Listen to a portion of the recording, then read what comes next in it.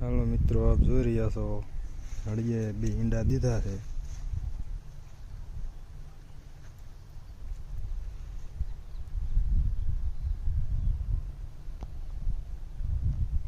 ત્યારે કેવો મસ્ત સરસ મજાનો બેઠો છે એમાં સરસ મજાના બે ઈંડા આપી દીધા છે હળીએ। આપ જોઈ શકો છો કેટલા હેલ્ધી છે।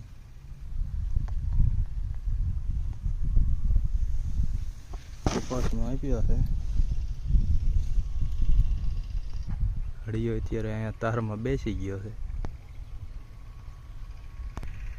આપણે કપાસની ખેતી કરી છે, કોટનની ખેતી આપ જોઈ શકો છો। તેમાં અત્યારે માવો પણ છે અને ફળ ફૂલ આવી ગયું છે।